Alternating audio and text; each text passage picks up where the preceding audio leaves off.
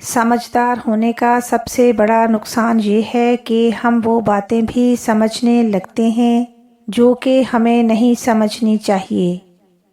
نہ منانے کی بہت سی وجوہات ہو سکتی ہیں، مگر کسی روٹھے ہوئے کو منانے کی صرف ایک ہی وجہ ہوتی ہے اور وہ ہے محبت۔ اپنی غلطی مان لینا بھی حوصلے کی بات ہوتی ہے، اور یہ حوصلہ ہر کسی میں نہیں ہوتا۔ عمر سے زیادہ حالات انسان کو جلدی بوڑھا کر دیتے ہیں۔ انسان کو کام اور محنت سے اتنی تھکاوٹ نہیں ہوتی جتنا لوگوں کے رویے تھکا دیتے ہیں۔ ایک آدمی نے کسی بزرگ سے پوچھا، میرا اللہ اس وقت کیوں نہیں سنتا جب میں مانگتا ہوں؟ تو بزرگ نے مسکرا کر کہا، وہ تیرے گناہوں کی سزا بھی اس وقت نہیں دیتا جب تو کرتا ہے۔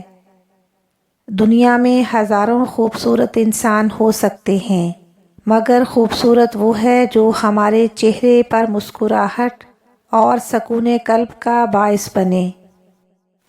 جب تم کسی شخص کو اس کی دولت کی وجہ سے عزت دینے لگو تو سمجھ جانا کہ تم نے اپنا ایمان کھو دیا ہے۔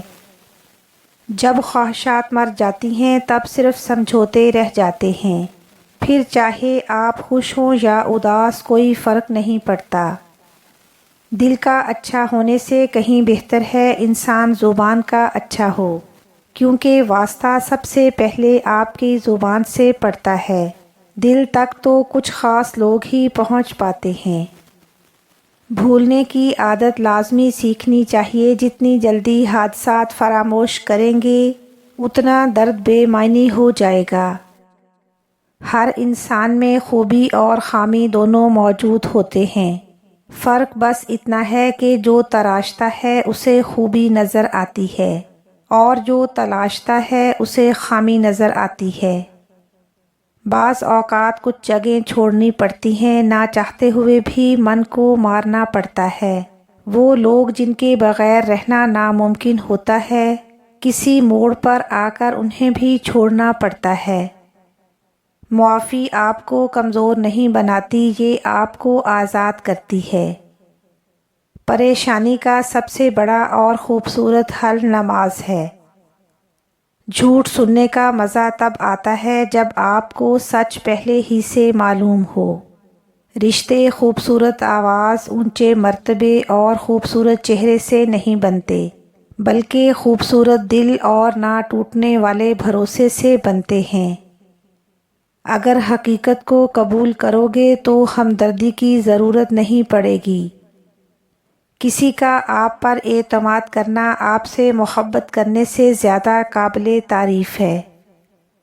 شاخوں سے پتوں کا گرنا محض موسم کی تبدیلی کا پیش خیمہ نہیں، بلکہ یہ ثابت کرتا ہے کہ دنیا کی ہر ایک چیز فانی ہے۔ ہر کامیاب شخص کے پیچھے ایک بوڑھے اور ضعیف باپ کی قیمتی جوانی ہوتی ہے۔ محبت دنیا میں سب سے زیادہ بے اختیار جذبہ ہے اور یہی اس کی سب سے بڑی خرابی ہے۔ بعض اوقات آپ کو خاموش ہونا پڑتا ہے، کیونکہ آپ کے الفاظ یہ واضح نہیں کر پاتے کہ آپ کے اندر کیا چل رہا ہے۔ زندگی میں ہر ساتھ مستقل نہیں رہتا۔ تعلق کی ابتدا میں احساسات ظاہر ہوتے ہیں اور اس کے اختتام پر اخلاق ظاہر ہوتے ہیں۔ سچی محبت تو وہ ہے جس میں محبوب سامنے ہو اور اسے نظر اٹھا کر دیکھنے کی ہمت نہ ہو۔ ممکن ہے میرے کردار میں بہت سی خامیاں ہوں گی، پر شکر ہے کسی کے جذبات سے کھیلنے کا ہنر مجھے نہیں آتا۔ جو شخص آپ کو ناراض کرتا ہے اس کے ساتھ اچھا سلوک کرنے کی حد ایک خاص نقطے تک ہونی چاہیے، کیونکہ اس سے آگے احسان اور حماقت بالا تر ہے۔ انسان کا خود پر کیا جانے والا سب سے بڑا ظلم کسی لاپرواہ سے محبت کرنا ہے۔ اچھی صحت کے لیے اچھے دوست کا ہونا بہت ضروری ہے، اور دوست بھی ایسا ہو جس سے بات کرنے کے لیے آپ کو الفاظ کا چناؤ نہ کرنا پڑے۔ محبت میں احترام کرنا فرض ہے، کیونکہ یہ محبت کا اصول ہے کہ جن سے محبت کی جائے ان کی عزت کی جاتی ہے۔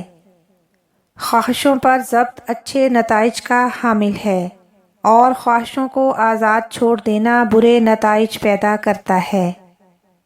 لوگ یہ بات بھول جاتے ہیں کہ ان کا دل رکھنے والا شخص بھی ایک دل رکھتا ہے۔ ساتھ نہ دینے والوں کا طریقہ واردات یہ ہے کہ وقت پڑنے پر وہ ناراض ہو جاتے ہیں۔ میرے خیال میں اگر آنسو نہ ہوتے تو انسان اپنے جذبات کی شدت سے پاگل ہو جاتا۔ دل سے کیا ہوا ایک سجدہ ساری الجھنیں سلجھا دیتا ہے۔ ہر چہرے کی فطرت میں وفاداری نہیں ہوتی، بہت اندر تک جلا دیتی ہیں وہ شکایتیں جو بیان نہیں ہو سکتیں۔ بدلنا کون چاہتا ہے؟ لوگ مجبور کر دیتے ہیں بدلنے کے لیے اپنی باتوں اور رویوں سے۔ زندگی ہمیشہ اس طرح بسر کریں کہ دیکھنے والا تمہارے درد پر افسوس کی بجائے تمہارے صبر پر رشک کرے۔ زندگی کچھ لوگوں سے اتنے بڑے امتحان لیتی ہے کہ انہیں اپنے تمام خواب بھلانے پڑتے ہیں۔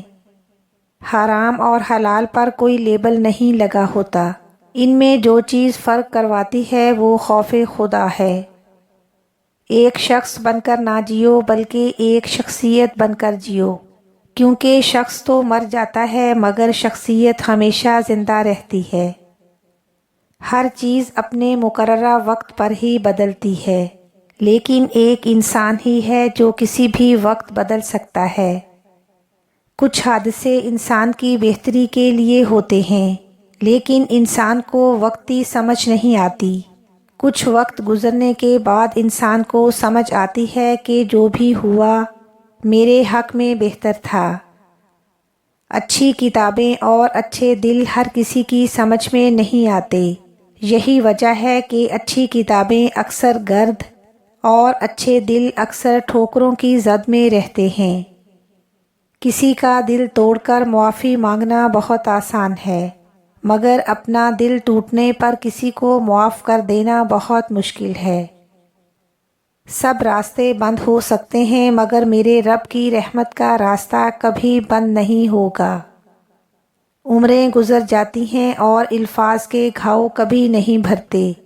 بے شک عقل کا راستہ درد سے گزر کر ہی آتا ہے، اور سب سے گہرا درد ہمارے اپنے ہی دیتے ہیں۔ جلد تجربہ کار ہونے کے لیے ایک اصول یاد رکھیں، زبان بند رکھیں، آنکھیں اور کان ہمیشہ کھلی رکھیں۔